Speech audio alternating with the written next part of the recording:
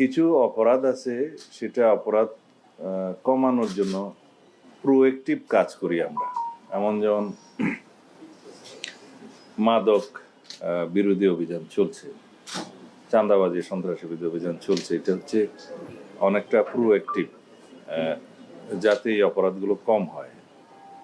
কিন্তু এই জাতীয় অপরাধগুলো, ধর্ষণ, হত্যা, এগুলো হচ্ছে সংঘটিত হওয়ার পরে পুলিশের যে অ্যাক্টিভিটিস, যে করণীয়, সে বিষয়ে আমি বলতে পারি। আমরা দায়িত্বে আসার পর এ পর্যন্ত যতগুলো হেনিয়াস ক্রাইম এই জাতীয় হয়েছে, আপনারা কি কেউ একটা ক্রাইমের ক্ষেত্রে বলতে পারবেন যে পুলিশ সর্বোচ্চ চেষ্টা করেনি এবং সংক্ষিপ্ত সময়ের ভিতরে তারা অ্যারেস্ট করতে পারেনি? একটাও নেই। আমার কাছে তালিকা সবগুলো আছে। যদি তার ব্যত্যয় কিছু হয়ে থাকে, আপনারা প্রশ্ন তুলতে পারবেন।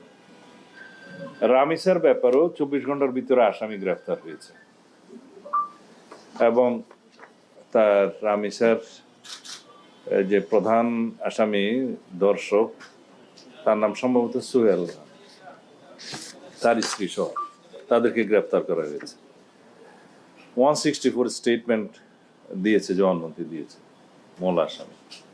আমরা এইটুকু এসিউরেন্স দিতে পারি, আমাদের পক্ষ থেকে সংক্ষিপ্ত সময়ের ভিতরে সুষ্ঠু তদন্ত করে চার্জশিট দাখিল করা হবে। বিচারের দায়িত্ব আদালতের। বিচারহীনতার যে বিষয়টা সবাই সবসময় বলে থাকে, এটা সর্বক্ষেত্রে সঠিক নয়। কিছু কিছু ক্ষেত্রে বিচার বিলম্বিত হয়, সেই জন্য মানুষ মনে করে হয়তো বিচার পাবে না।